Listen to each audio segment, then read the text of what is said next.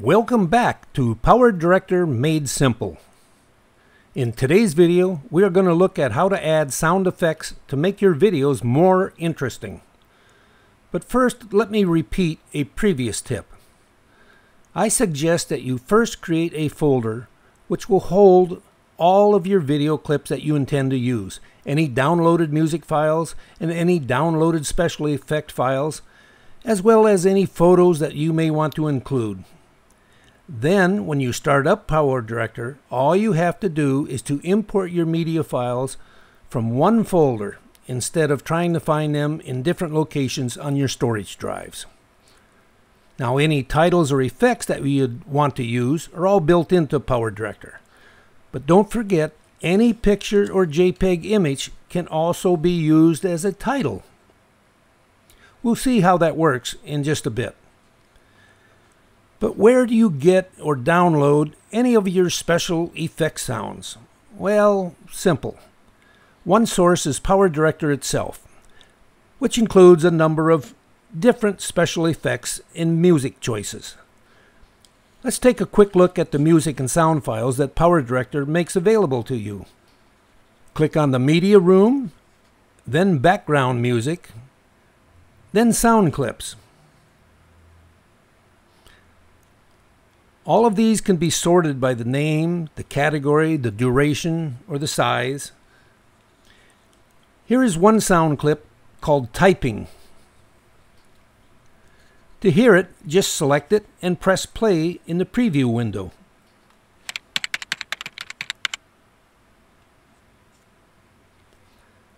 You can also just double-click on any of these files to play them, such as the telephone dialing sound.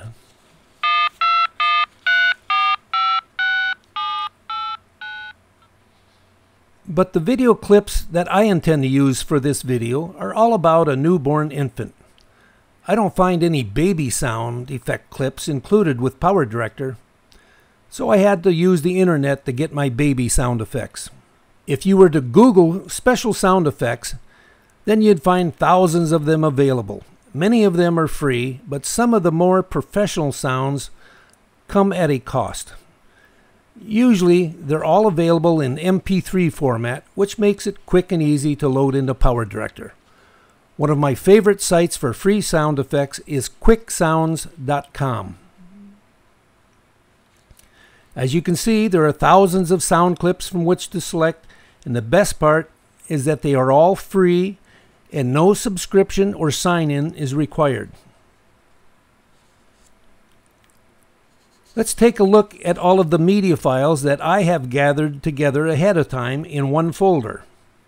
Notice that there are video clips, different sounds of a baby crying, the sounds of applause, and a photograph. Now let's use PowerDirector to import that folder. Click on Media Room, then Media Content, and then the Import tool. Select Import a Media Folder. Click once to select the folder you want, and then click on Select Folder. Once the folder appears in the media area, double-click on the folder to open it and display all of the files that you intend to use. Let's begin with the video clips that we have gathered together of a newborn infant by dragging them down to the timeline. Let's add a title from PowerDirector at the beginning so everybody knows the names and the dates and the location. Click on the letter T to open the title room, and then we'll look at all content. Let's look at our choices of titles. There are several interesting ones, especially about a baby. Let's try the one called Baby 01, which is a solid colored background. Make note that there's a similar one called Baby 04 that can be used as a closing title or credit screen. Drag the first title down to the timeline, but place it at the front of the video clips and select Insert and Move All Clips. Now we could have placed the title on the timeline first and then placed the video clips. The result would be the same. Let's go ahead and place the title for closing credits on the timeline at the end. Let's view the entire video. Now, just by looking at the timeline, you should notice that there is no audio for either of the titles that we placed. This is where we may want to add our special effect of a baby crying. Go back to the media room and see our files in media content. Let's look at the audio files only by clicking on the musical note looking icon.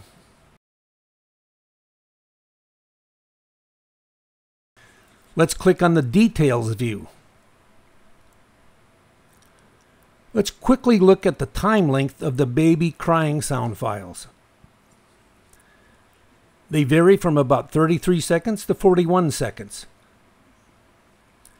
It's apparent that we're going to have to do some editing of at least one of the MP3 sound files in order to make them fit the duration time of the titles. Fortunately, PowerDirector can easily change the length of an MP3 file just the same as trimming any video clip. Let's use the file Baby Crying 1 and drag it to the timeline, but this time let's put it on track 2. Look at the sound file on track 2. We can tell exactly where the baby emits the sound of a cry, so let's listen to it and select one of these to fit the first title. But first, turn off the sound on track 1 temporarily so that we only hear the sound from track 2. Now, press play and listen to the various cries on this file.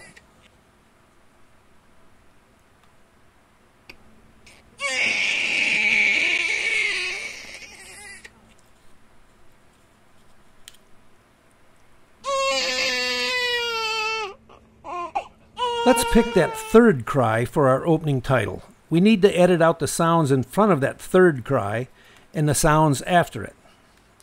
Move the playhead to near the beginning of that third sound. Make sure the audio on track 2 is selected. It should be blue in color. And just like a video clip, right-click on that track and select Split. Select the part on the left of the split and hit Delete. Select Remove and Fill Gap. This will make the right side of the audio slide all the way to the left at the starting position, which is where we want it to be, directly under the opening title. Now, move the playhead over to the position where that cry actually ends. Once again, select the clip, split, and delete the portion on the right side.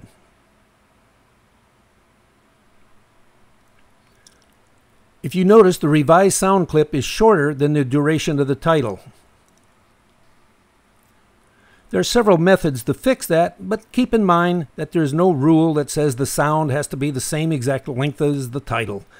You could just keep it as it is, or you could just shorten the duration of the title until it matches the length of the audio. That would be just the same as trimming any other video clip. Select the title, hover your mouse over it until you see the double arrows, then click and slide to the left until you see the thin blue line extending up from the end of the audio clip. Select Trim and move all clips. Now that the sound effect clip does not overlap any audio on track 1, let's turn the audio on track 1 back on. If you play the entire movie, this clip ends right at the end of the title and moves into the regular audio of the video clip. Notice that the audio on track 2 could be moved up to fit into the empty audio space on track 1 if you desired. It makes no difference if it plays from track 2 or track 1 as long as there is no overlapping audio. There is yet another way to make the effect sound have the same duration as the title above. Hitting Ctrl-Z to go back, we could select the sound effect, hover your mouse over the end until you see the double arrow, then click and drag to the right until you see the thin blue line coming down from the end of the title. Now, if we play it from the beginning, notice we've introduced the beginning of the next cry, which ends quite abruptly. So let's make that not end so abruptly. First, we're going to make track 2 a little bit more visible and easier to work on. Click and drag the bottom edge of the track 2 audio downward until the image of the sound wave appears larger. Now let's zoom in on the timeline so things are not so compact. Hold your mouse over the thin horizontal blue line on the audio. This line represents the volume. It gives you directions on how to create a keyframe of the audio in order to adjust the volume. Hold down the Control key, and with the mouse tip directly on the line and about 2 inches to the left of the end, click to add the first keyframe. You should see a white dot appear on the line. Next, create a second keyframe at the very end of the sound. A second white dot should appear on the line. If you don't get it exactly at the end, don't worry. Once the white dot is created, you can easily just click on it and drag it to the end. Now we are going to fade out the sound of that second baby cry by clicking on the white dot at the end and dragging it down to the bottom. Now play the entire video and the sound effect fades out smoothly and the next video clip begins to play. Click on the View Entire Video button and let's look at the ending credits title. Notice that there is no audio associated with it. We'll fix that by dragging down the small groups clapping sound file and place it on track 2, making sure that it aligns with the thin blue line dropping down from the beginning of the title.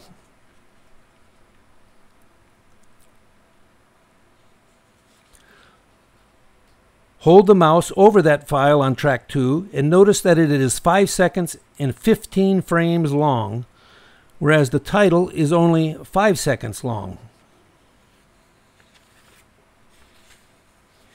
It is very close to being the same and probably wouldn't be noticeable that the sound continued for about half a second after the video clip. You could leave it alone as it is, but if you wanted to make them match exactly, then you need to trim off the final 15 frames from that sound effect file. It might make it easier to work on at the very end of the file on the edge of the screen by sliding the horizontal bar to the right at the bottom of the screen. And just as before, select the clip, hover the mouse over the end until the double arrow appears, then click and drag to the left until the thin blue line drops down from the end of the title. If you now hover over the selected sound file, the information at the bottom will give its duration as exactly 5 seconds, the same as the title.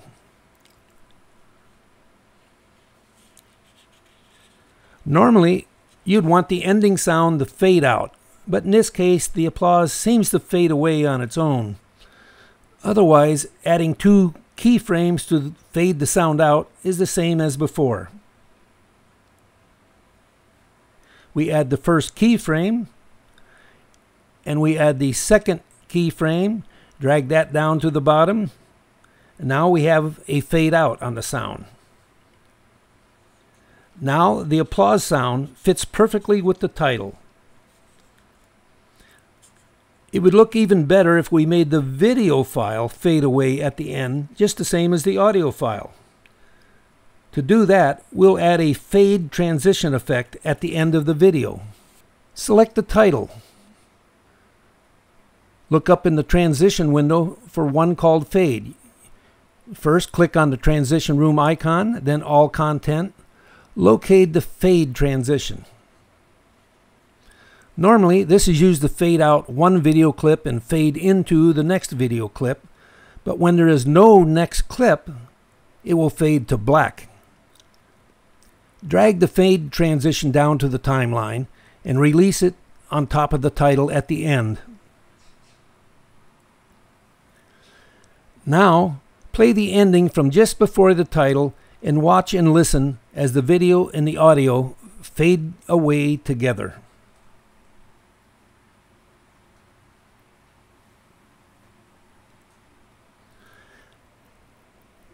And finally, let's show how easily any photograph can become a title. On the timeline, click on the ending credits title and hit delete. Next, click on the media room, media content, all content. Click on that one JPEG image and drag it down to the timeline, placing it at the end.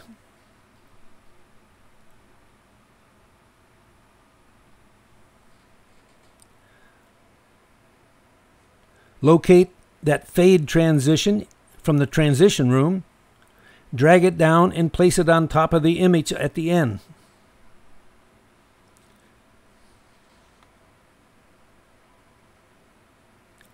Start the playhead from just before the closing image appears and watch it fade out the same as the sound effect still on track 2.